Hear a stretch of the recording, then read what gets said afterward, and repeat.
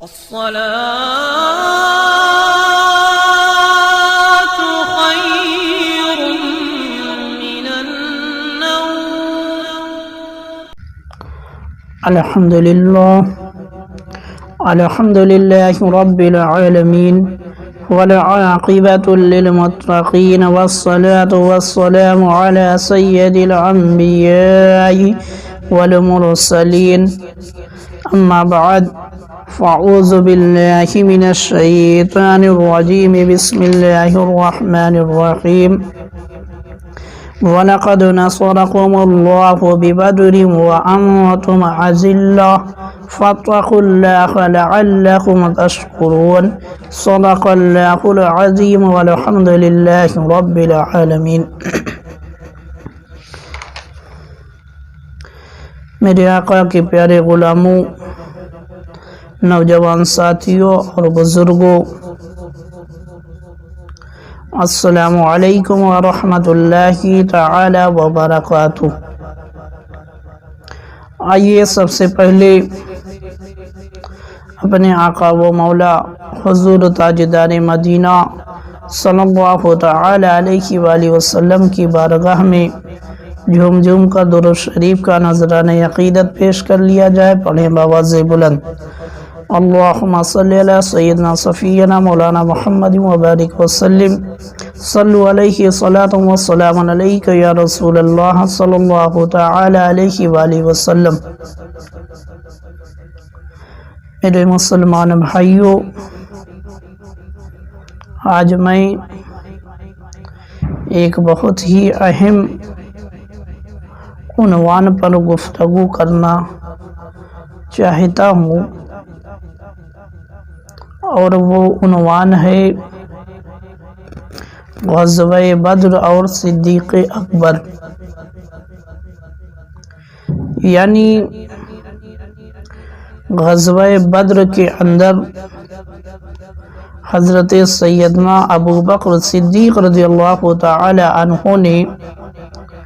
جو اپنا کردار ادا کیا ہے، اسی کردار کے بارے میں چند باتیں میں آپ کے سامنے پیش کرنے کی کوشش کروں گا انشاءاللہ تعالی۔ پہلے تو آپ اپنے ذہن میں اس بات کو بٹھا لیں کہ غزوہ بدر اسلام کے اندر ایک ایسے معرکے کا نام ہے جو سب سے پہلے پیش آیا۔ یعنی ہم سب کے آقا سرکار دو عالم صلی اللہ تعالی علیہ وآلہ وسلم جب مکہ سے ہجرت کر کے آپ مدینہ منورہ تشریف لائے، اور مدینہ منورہ کے اندر آپ نے اسلامی حکومت، اسلامی نظام اور اسلام کی تبلیغ کو پھیلانا شروع کیا ہے، تو دشمنان اسلام سے یہ چیز دیکھی نہ گئی۔ انہوں نے اس تبلیغ اسلام کو روکنے کے لیے طرح طرح کے حربے کو اختیار کیا، یہاں تک کہ 2 ہجری 17 رمضان المبارک کی تاریخ میں ایک ایسا غزوہ پیش آیا جس میں مسلمانوں کی تعداد جو ہے بہت ہی کم تھی، اور کفار کی تعداد جو ہے ہزاروں کے قریب تھی۔ ایسے غزوے میں حضرت سیدنا ابو بکر صدیق رضی اللہ تعالی عنہ نے اپنا کیا کردار ادا کیا ہے؟ پہلی بات تو یہ حضرت سیدنا ابو بکر صدیق رضی اللہ تعالی عنہ انتہائی نرم و مزاج تھے۔ اگر ان کی اپنی ذات کا معاملہ ہوتا تو عفو و درگزر سے کام لیتے اور کسی کو ذرہ برابر تکلیف نہ پہنچاتے، لیکن اگر معاملہ پیارے آقا سرکار دو عالم صلی اللہ تعالی علیہ وآلہ وسلم یا عظمت اسلام یا مسلمانوں کا ہوتا تو آپ کی غیرت جوش میں آ جاتی اور قطعاً کسی چیز کی پرواہ نہ کرتے، بلکہ باطل کے سامنے اڑ جاتے اور ڈٹ کر اس کا مقابلہ فرماتے تھے۔ میرے مسلمان بھائیوں، حضرت سیدنا ابو بکر صدیق رضی اللہ تعالی عنہ نے تقریباً تمام غزوات میں خاتم المرسلین رحمت للعالمین صلی اللہ تعالی علیہ وآلہ وسلم کے ساتھ شرکت کی سعادت حاصل کی اور جنگی امور میں مہارت، بہادری و دلیری اور ان کی ہمت بے مثال تھی۔ اسی وجہ سے بارگاہ رسالت میں حضرت سیدنا ابو بکر صدیق رضی اللہ تعالی عنہ کو دفاعی مشیر خاص کا درجہ حاصل تھا۔ آپ رضی اللہ تعالی عنہ کی حیات طیبہ کا جنگی پہلو بھی نہایت شاندار ہے۔ ہجرت مدینہ کے بعد مسلمانوں کو کھل کر نیکی کی دعوت عام کرنے کا موقع میسر آیا، لیکن کفار مکہ کو دعوت حق کی تشہیر یعنی پرچار بڑھاؤ کب گوارا تھی، لہذا حق کا پرچار روکنے کے لیے یہ لوگ کئی منصوبے بنانے لگے، حتیٰ کہ ان لوگوں نے اپنے ناپاک ارادے کو پائے تکمیل تک پہنچانے کے لیے مدینہ منورہ کے یہودیوں کو بھی اپنے ساتھ ملا لیا اور انہی مسلمانوں کی ایذا رسانی پر ابھارنا شروع کر دیا، یعنی مسلمانوں کو پریشان کرنے کے لیے، ان کو تکلیف پہنچانے کے لیے منصوبہ بنانے لگی۔ تمام باطل قوتوں نے باہمی اتحاد سے مسلمانوں کے خلاف جنگ کا بھیانک منصوبہ بنایا۔ حق و باطل کے اس پہلے باضابطہ معرکے میں دیگر صحابہ کے ساتھ ساتھ حضرت سیدنا ابو بکر صدیق رضی اللہ تعالی عنہ نے بھی اپنا اہم کردار ادا کیا۔ میرے مسلمان بھائیوں، حضرت سیدنا عبداللہ بن عباس رضی اللہ تعالی عنہ سے روایت ہے کہ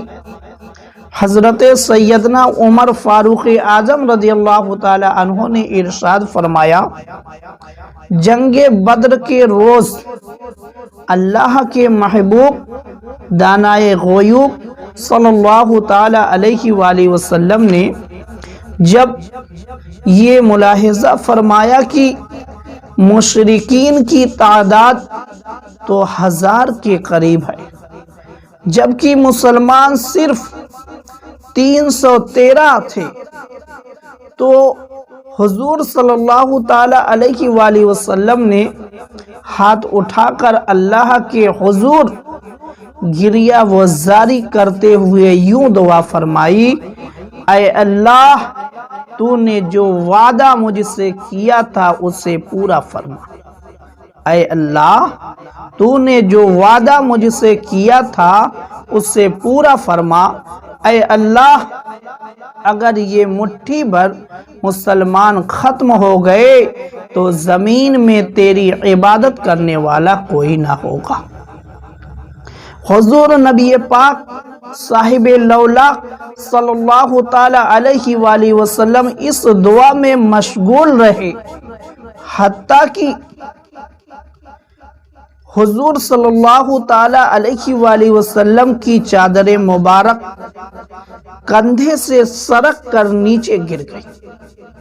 گویا مسلمانوں کی افرادی قوت کمزور ہونے کے سبب تقریباً تمام مسلمان اس وقت بہت آزمائش میں تھے، کیونکہ جنگی ساز و سامان بھی نہ ہونے کے برابر تھا، اور مسلمانوں کی اس بے سر و سامانی کو خود قرآن پاک میں اللہ تعالیٰ نے پارہ 4 سورہ آل عمران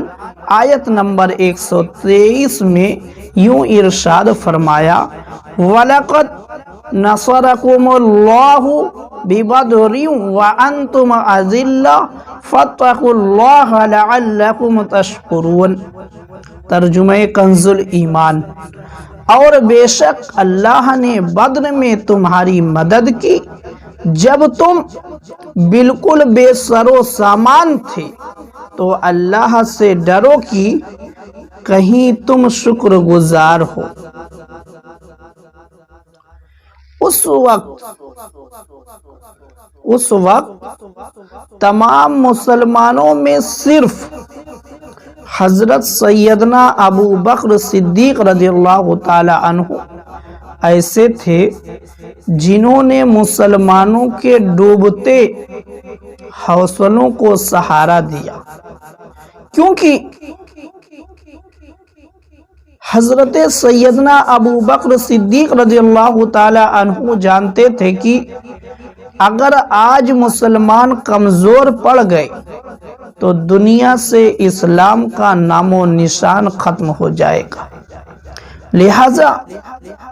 حضرت سیدنا ابو بکر صدیق رضی اللہ تعالی عنہ نے تمام مسلمانوں کی ڈھارس بڑھانے اور ان کے کمزور حوصلوں کو بلند کرنے کے لیے ہمت سے کام لیا، اور دعا میں مشغول اللہ کے رسول بی بی آمینہ کے مہکتے پھول صلی اللہ تعالی علیہ وآلہ وسلم کی چادر مبارک اٹھا کر حضور صلی اللہ تعالی علیہ وآلہ وسلم کے کاندھے پر رکھی اور آپ کی پشت اطہر سے لپٹ گئے۔ عرض کی، یا رسول اللہ صلی اللہ تعالی علیہ وآلہ وسلم، آپ بہت دعا کر چکے، بس فرمائیے، اللہ اپنا وعدہ ضرور پورا فرمائے گا۔ اس وقت یہ آیت کریمہ نازل ہوئی، اذ تستغیثون ربکم فاستجاب لکم انی ممدکم بِأَلْفٍ من الملائکۃ مردفین۔ ترجمہ کنز ایمان، جب تم اپنے رب سے فریاد کرتے تھے تو اس نے تمہاری سن لی کہ میں تمہیں مدد دینے والا ہوں 1000 فرشتوں کی قطار سے۔ یعنی اللہ نے اس آیت کریمہ کے اندر اس بات کو واضح کر دیا کہ اے محبوب، میں نے تمہاری دعا کو قبول کر لیا ہے، اور تمہاری آج میں مدد کروں گا، فرشتوں کے ذریعے سے 1000 فرشتوں کو بھیج کر آج تمہاری مدد کی جائے گی۔ میرے مسلمان بھائیوں، اللہ تعالیٰ نے فرشتوں کے ذریعے سے حضور صلی اللہ تعالی علیہ وآلہ وسلم کی مدد فرمائی۔ اب دیکھو میرے مسلمان بھائیوں، اس وقت جو جنگ کا نقشہ ہوا کرتا تھا، اس وقت کا جو دستور تھا، اس وقت جنگ کا یہ دستور تھا کہ ابتدا میں دونوں لشکر اپنی طاقت کا مظاہرہ کرنے اور دوسرے لشکر پر اپنی دھاک بٹھانے کے لیے ماہر شاہ سواروں کو ایک ایک کر کے مقابلے پر بھیجتے تھے۔ کفار کی طرف سے حضرت سیدنا ابو بکر صدیق رضی اللہ تعالی عنہ کے بیٹے عبد الرحمن جو اس وقت مسلمان نہیں ہوئے تھے اور کفار کی طرف سے لڑ رہے تھے۔ مسلمانوں کو مقابلے کے لیے للکارا کہ کون ہے جو مجھ سے مقابلہ کرے گا، یعنی حضرت ابوبکر صدیق رضی اللہ تعالی عنہ کے بیٹے عبد الرحمن نے کفار کی طرف سے مسلمانوں کو للکارا کہ مجھ سے مقابلہ کرنے کے لیے کون میرے سامنے آتا ہے۔ تو میرے مسلمان بھائیوں، جب حضرت ابوبکر صدیق رضی اللہ تعالی عنہ نے اپنے غیر مسلم بیٹے کو دیکھ کر حضرت سیدنا ابوبکر صدیق رضی اللہ تعالی عنہ کی غیرت ایمانی جوش میں آ گئی اور آپ مقابلے پر جانے کے لیے اٹھ کھڑے ہوئے، لیکن رسول اللہ صلی اللہ تعالی علیہ وآلہ وسلم نے آپ کو بیٹھنے کا حکم ارشاد فرمایا۔ یعنی حضرت ابوبکر صدیق رضی اللہ تعالی عنہ اپنے بیٹے کے مقابلے میں جانا چاہتے تھے، مگر رسول اللہ صلی اللہ تعالی علیہ وآلہ وسلم نے اجازت نہیں دی۔ حضرت ابوبکر صدیق رضی اللہ تعالی عنہ نے سرکار دو عالم صلی اللہ تعالی علیہ وآلہ وسلم کی بارگاہ میں عرض کی،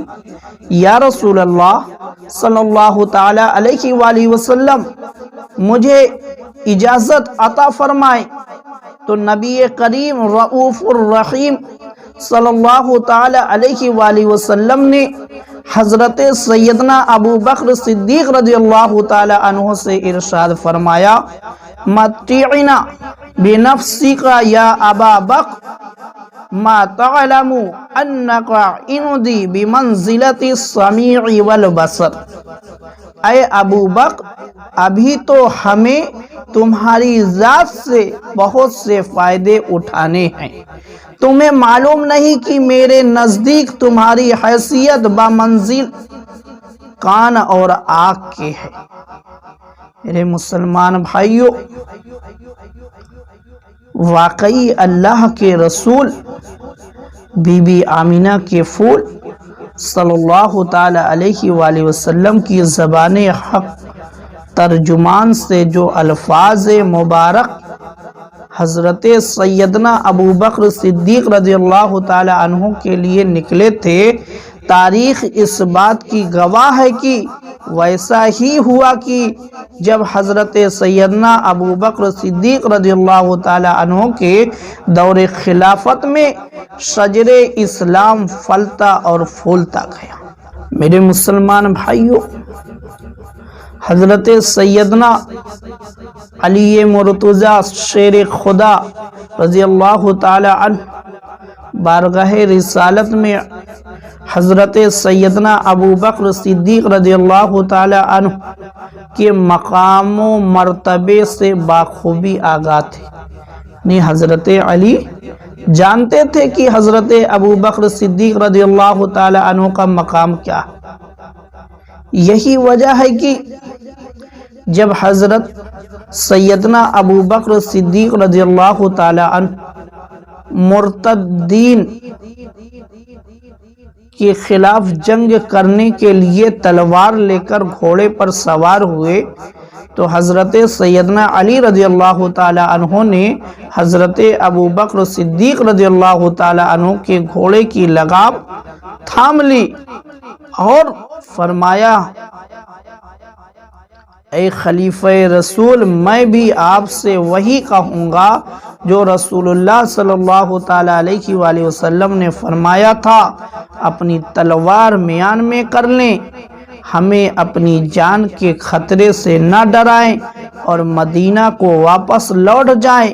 اگر آپ شہید ہو گئے تو ہمارا سہارا، ہمارا سارا نظام درہم برہم ہو جائے گا۔ یہ سن کر حضرت ابوبکر صدیق رضی اللہ تعالی عنہ واپس لوٹ آئے۔ اس حدیث پاک میں مولا علی کے واہلانہ جذبات، یعنی حضرت علی کے دل میں نبی کے فرمان اس طریقے سے نقش تھے اور حضرت علی بخوبی جانتے تھے کہ حضرت سیدنا ابو بکر صدیق رضی اللہ تعالی عنہ کا مقام و مرتبہ کیا ہے۔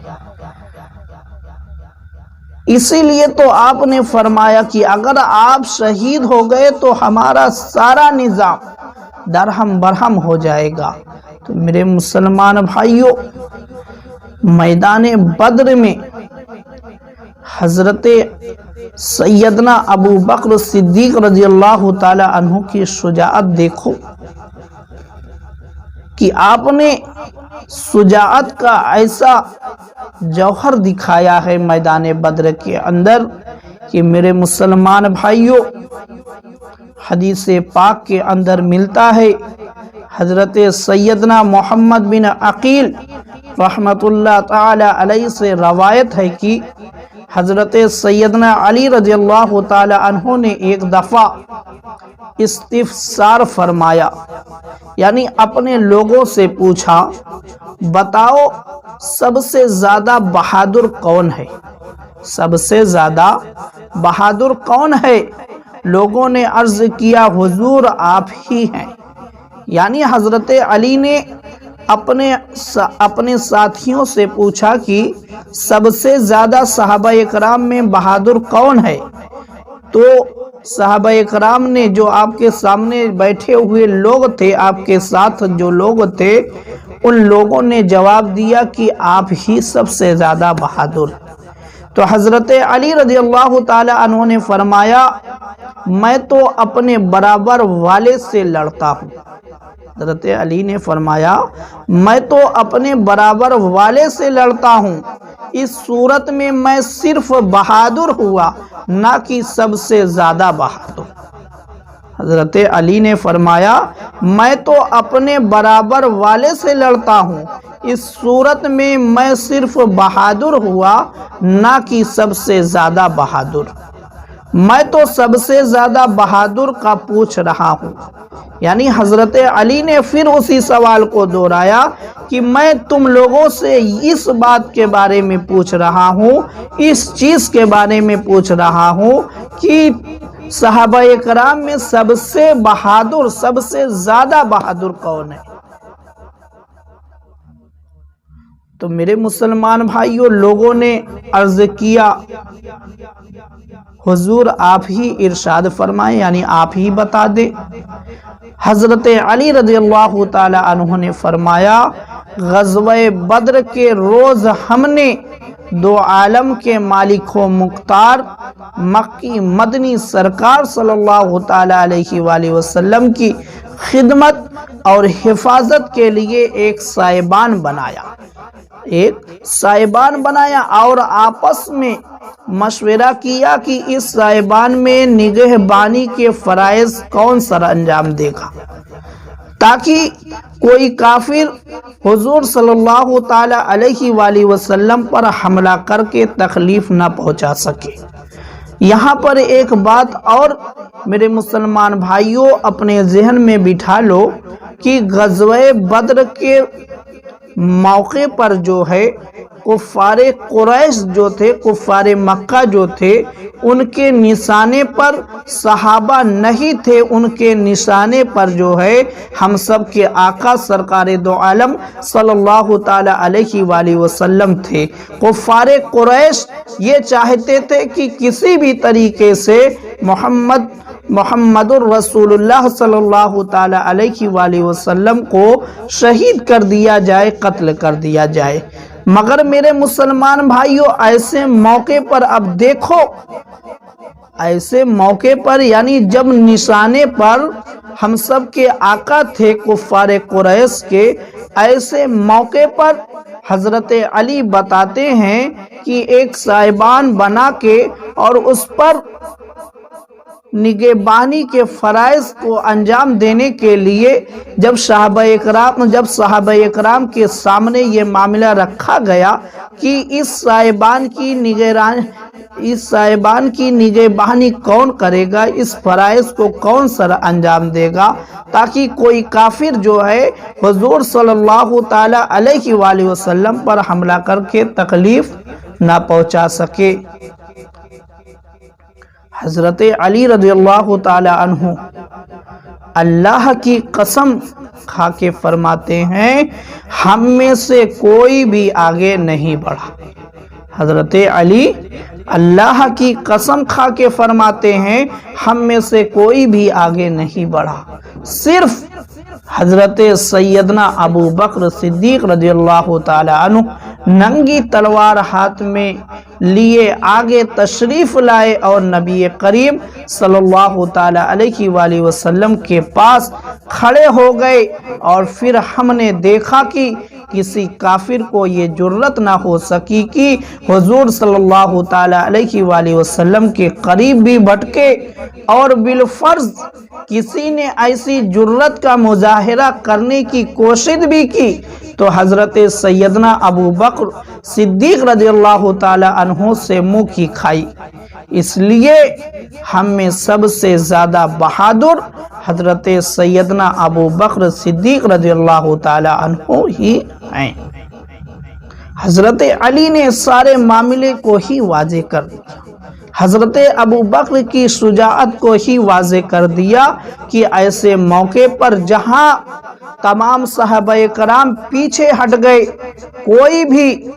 کوئی بھی نبی کی حفاظت کے لیے صاحبان پر پہرہ دینے کے لیے کوئی نہیں سامنے آیا، ایسے موقع پر حضرت ابو بکر صدیق رضی اللہ تعالی عنہ اپنی ننگی تلوار لے کر پہرہ دیتے ہوئے نظر آئے۔ تو میرے مسلمان بھائیوں، جنگ بدر جب فتح ہو جاتی ہے، اللہ تعالیٰ نے مسلمانوں کو ایک عظیم الشان فتح عطا فرمائی۔ جنگ بدر کے اس عظیم معرکے میں اللہ تعالیٰ نے اپنی نورانی مخلوق فرشتوں کے ذریعے سے مسلمانوں کی مدد فرمائی اور انہیں فتح و نصرت عطا فرمائی۔ اس جنگ میں تقریباً 70 غیر مسلم قیدی بنا کر لائے گئے۔ ان میں ایسے بھی لوگ تھے جو صحابہ کرام کے رشتہ دار تھے، لہٰذا اللہ کے محبوب دانے غیوب صلی اللہ تعالی علیہ وآلہ وسلم نے صحابہ کرام سے ان قیدیوں کے بارے میں مشورہ طلب فرمایا۔ حضور صلی اللہ تعالی علیہ وآلہ وسلم کے مشیر خاص حضرت سیدنا ابو بکر صدیق رضی اللہ تعالی عنہ اور حضرت سیدنا عمر فاروق اعظم رضی اللہ تعالی عنہ تھی۔ یہ دونوں پیارے آقا صلی اللہ تعالی علیہ وآلہ وسلم کے جانثار اور مخلص ترین رفیق تھے، اور جو بھی بات نبی کی بارگاہ میں عرض کرتے تھے نہایت ہی سوچ سمجھ کر اور انتہائی غور و فکر کے بعد ہی بات کیا کرتے تھے۔ تو جب میرے آقا سرکار دو عالم صلی اللہ تعالی علیہ وآلہ وسلم نے صحابہ کرام سے اس کے بارے میں مشورہ کیا تو حضرت سیدنا عمر فاروق اعظم رضی اللہ تعالی عنہ نے مشورہ دیتے ہوئے عرض کی، یا رسول اللہ صلی اللہ تعالی علیہ وآلہ وسلم، ان لوگوں نے آپ کی تکذیب کی، یعنی آپ کو جھٹلایا، آپ کو طرح طرح کی تکلیفیں دے کر مکہ مکرمہ سے ہجرت کرنے پر مجبور کیا۔ یہ کفر کے سردار اور سرپرست ہیں، آپ ان کی گردنیں اڑا دیں۔ یعنی حضرت عمر فاروق اعظم رضی اللہ تعالی عنہ نے یہ مشورہ دیا۔ ان سے حضرت عمر کہتے ہیں ان سے فدیہ لینے کی کوئی ضرورت نہیں، کیونکہ اللہ نے آپ کو فدیہ سے غنی فرما دیا ہے۔ حضور صلی اللہ تعالی علیہ وآلہ وسلم حضرت علی رضی اللہ تعالی عنہ کو عقیل پر اور حضرت حمزہ رضی اللہ تعالی عنہ کو عباس پر اور مجھے میرے رشتہ دار پر مقرر کر دیجئے۔ یعنی حضرت عمر نے رسول اللہ صلی اللہ تعالی علیہ وآلہ وسلم سے عرض کیا کہ یا رسول اللہ، آپ حضرت علی کو عقیل پر اور حضرت حمزہ کو عباس پر اور مجھے میرے رشتہ دار پر مقرر کر دیجئے تاکہ ہم خود ہی ان کی گردنیں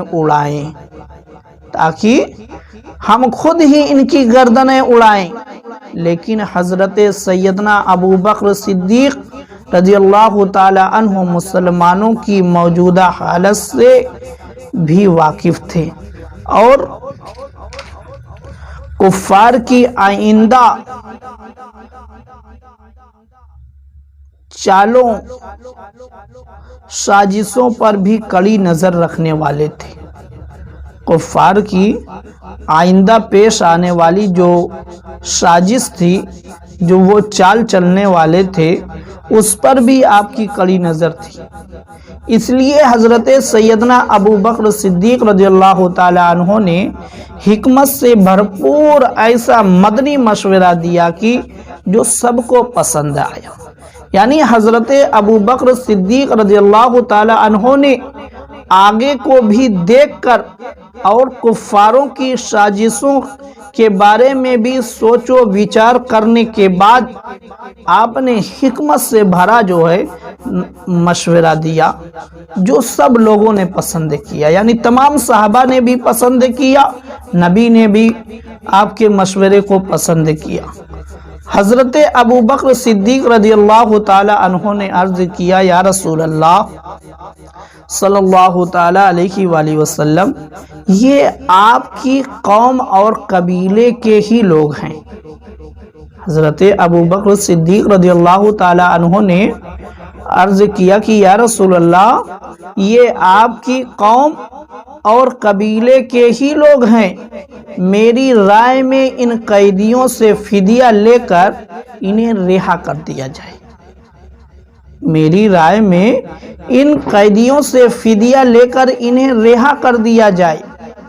حضرت ابو بکر صدیق رضی اللہ تعالی عنہ کے اس مدنی مشورے میں مسلمانوں کے لیے بہت سے فوائد پوشیدہ تھے۔ یعنی جو حضرت ابو بکر صدیق رضی اللہ تعالی عنہ نے جو یہ مشورہ دیا تھا، اس میں مسلمانوں کے لیے بہت سے فوائد پوشیدہ تھے۔ حضرت ابو بکر صدیق رضی اللہ تعالی عنہ کا خیال تھا کہ قیدیوں سے فدیہ لیں تاکہ مسلمانوں کی مالی حالات میں سدھار آئے۔ جب قیدیوں سے فدیہ لی جائے گی تو مسلمانوں کی مالی حالات میں سدھار آئے گا۔ اگر انہیں قتل کر دیا جائے تو ہو سکتا ہے ان کے دل میں یہ خیال پیدا ہو کہ مسلمانوں نے اپنی ذاتی دشمنی کے بنا پر انہیں قتل کیا۔ لیکن فدیہ لینے کی صورت میں کفار کے سامنے اسلامی حسن و سلوک کا ایک اور پہلو آشکار ہو جائے گا۔ فدیہ لے کر رہا کرنے سے کیا معلوم ان کے دل اسلام کی طرف مائل ہو جائیں اور یہ مسلمان ہو جائیں اور مسلمانوں کی افرادی و فوجی قوت کو مزید تقویت ملے۔ سرکار دو عالم صلی اللہ تعالی علیہ وآلہ وسلم نے اس مشورے کو پسند کرتے ہوئے قبول فرمایا اور کافر قیدیوں کو فدیہ لے کر رہا فرما دیا، اور تمام لوگوں نے دیکھا کہ حضرت سیدنا ابو بکر صدیق رضی اللہ تعالی عنہ کے اس مدنی مشورے پر عمل کرنے کی برکت سے انہی قیدیوں میں سے کئی لوگ مشرف با اسلام ہو گئے، یعنی اسلام کو قبول کر لیا اور مسلمان ہو گئے۔ اور جب وہ مسلمان ہو گئے تو مسلمانوں کی افرادی قوت میں بھی مزید اضافہ ہو گیا۔ تو میرے مسلمان بھائیوں، حضرت ابو بکر صدیق رضی اللہ تعالی عنہ نے جنگ بدر کے اندر، غزوہ بدر کے اندر بہت ہی اہم کردار ادا کیا، اور ایسا کردار ادا کیا کہ ایک کہیں پر آپ نے نبی کے ساتھ ہو کر اور کہیں پر اور کہیں پر مسلمانوں کو حوصلہ دیتے ہوئے، ان کی ہمت کو بڑھاتے ہوئے، اور کہیں پر مشورہ دے کر اسلام کے اندر مسلمانوں کی افرادی قوت میں اضافہ کرتے ہوئے نظر آتے ہیں۔ وآخر دعوانا ان الحمد للہ رب العالمین۔ السلام علیکم ورحمۃ اللہ تعالی وبرکاتہ۔